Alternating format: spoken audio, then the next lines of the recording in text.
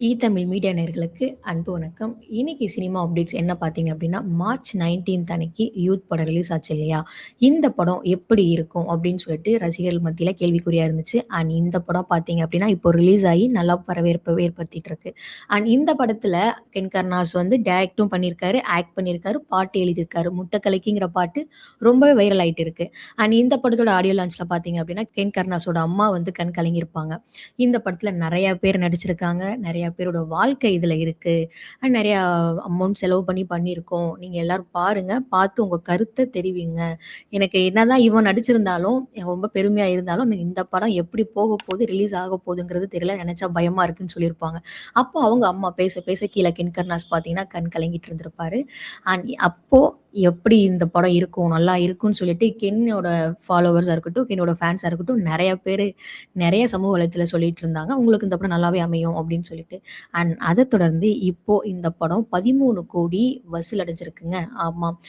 இன்னும் பார்த்தீங்க அப்படின்னா, இது நெறைய வசூலாகும் ஃபுல் தியேட்டரும் இது ஓடிட்டு இருக்கு அப்படின்னு சொல்லப்படுது.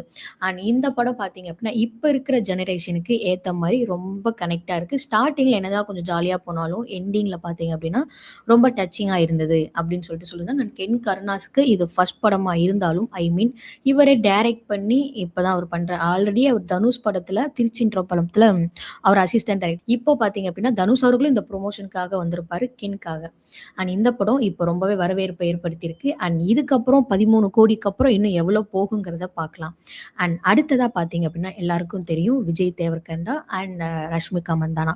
இவங்க பார்த்தீங்க அப்படின்னா, மேரேஜுக்கு அப்புறம் இப்போ தெலுங்கானால ஃபிலிம்ஃபேர் அவார்ட் நடந்திருக்கு.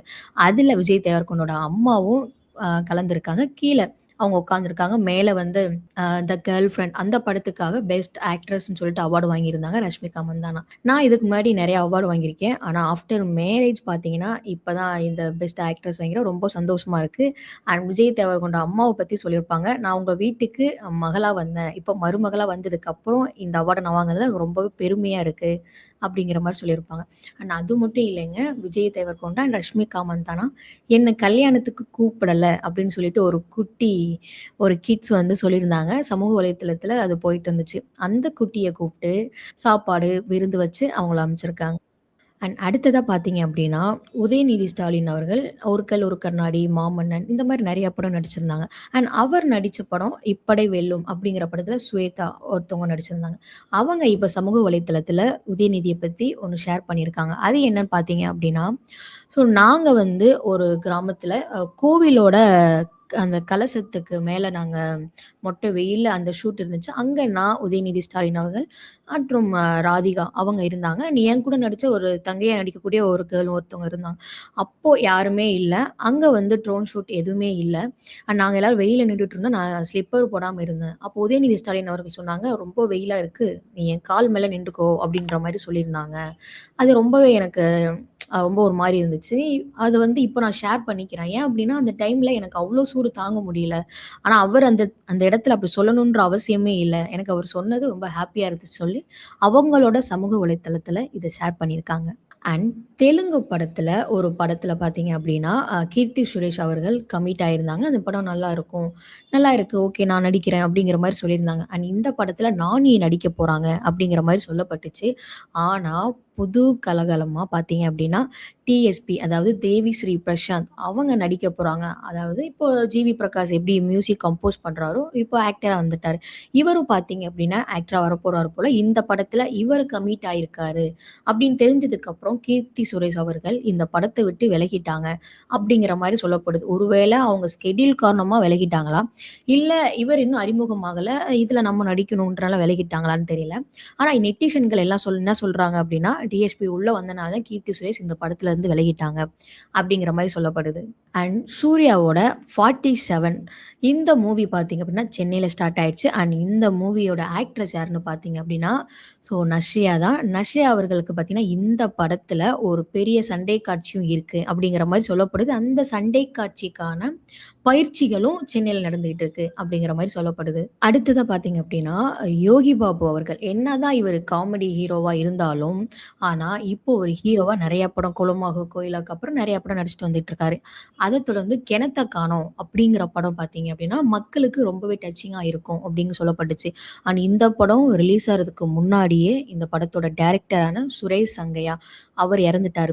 அண்ட் அப்போ கூட சொல்லியிருந்தாரு யோகி பாபு, ஒரு டைரக்டர் இல்லாம ஒரு ப்ரொடியூசர் அவ்ளோ கஷ்டப்படுறாரு. ஏன் அப்டின்னா, எல்லா இடத்துக்கும் டைரக்டர் தான் அத ப்ரமோட் பண்ணுவாங்க, எல்லாம் பண்ணுவாங்க. அவர் இல்லாம ரொம்பவே கஷ்டமா இருக்கு. அண்ட் இந்த மாரி டைம்ல மீடியாவான நீங்க தான் எங்களுக்கு ரொம்பவே ஹெல்ப் பண்ணி இப்ப இந்த படத்த ரிலீஸ் பண்ண வச்சிருக்கீங்க. அப்பயே சொன்னாரு, "இந்த படம் ஓரளவு ஹிட் ஆனா கூட எனக்கு ரொம்ப ஹாப்பி" அப்டின்னு சொல்லியிருந்தாரு டைரக்டர். இப்போ அவர் சொன்ன மாரியே இப்போ ஆயிருக்கு. எனக்கு ரொம்ப ஹாப்பியா இருக்கு. ஆனா அவரோட ஃபேமிலியான சுரேஷ் சங்கையாவோட ஃபேமிலிக்கு எங்க சைட்லருந்து அத ஹெல்ப் பண்ணணும்னு நெனைக்கிறோம். அப்டிங்கிற மாரி சொல்லியிருந்தாரு. ஆனா இவரும் ஹெல்ப் பண்ணி 1,00,000 குடுத்திருந்தாரு அவரு குடும்பத்துக்கு. அண்ட் இதே மாரி மக்களுக்கு கருத்து தெரிவிக்கக்கூடிய வகையில இந்த மாரி படங்கள் நீங்க கொண்டு வந்தா என்ன படமாக இருந்தாலும், அது மக்களுக்கு சேரணும் அப்டின்னா கண்டிப்பா நான் நடிப்பேன் அப்டிங்கிற மாரியும் சொல்லியிருந்தாங்க. அண்ட் அத தொடர்ந்து பார்த்தீங்க அப்டின்னா, தெலுங்கு ஹீரோவான ஜூனியர் என்டிஆர் அவங்க பார்த்தீங்க அப்டின்னா, தேவாரா, வார் 2 இந்த படம்லாம் நடிச்சிருந்தாரு இல்லையா? இந்த படத்தோட இயக்குனர் தான் பிரசாந்த் நீல். இவரு கூட இன்னொரு படமும் கமிட் ஆயிருக்காரு. இந்த படம் டிராகன்ங்கிற படம். அதாவது இந்த படம் பார்த்தீங்க அப்டின்னா, பெர் டேக்கு அதாவது 1.30 crores செலவாகுதாங்க. இந்த படத்தோட ஹீரோயின் யாருன்னு பார்த்தீங்க அப்டின்னா, ருக்மிணி வசந்த் அவர்கள் தான். இந்த படத்தோட தயாரிப்பு நிறுவனம் என்னன்னு பார்த்தீங்க அப்டின்னா, மைத்ரி மூவி மார்க்கர்ஸ் தான் இந்த படத்த தயாரிச்சுட்டு வந்துட்டு இருக்காங்க. யோசிச்சு பாருங்க பெர் டேக்கு 1,50,00,000 அப்டின்னா, அப்ப இது பெரிய பட்ஜெட் மூவி தான். அண்ட் இந்த படத்துக்கு பெரும் வரவேற்பு தான் இருக்குன்னு சொல்லப்படுது. அண்ட் சங்கர் படம் மாரி இந்த படத்தையும் பிரம்மாண்டமா தான் ரிலீஸ் பண்ணுவாங்கன்னு நெனைக்கிறேன். அண்ட் தொடர்ந்து பார்ப்போம். இந்த மாரி சினிமா அப்டேட்ஸ நீங்க தெரிஞ்சுக்கணும்னு நெனச்சீங்க அப்டின்னா, ஈ தமிழ் மீடியாவ சப்ஸ்கிரைப் பண்ணுங்க. தொடர்ந்து பேசுவோம்.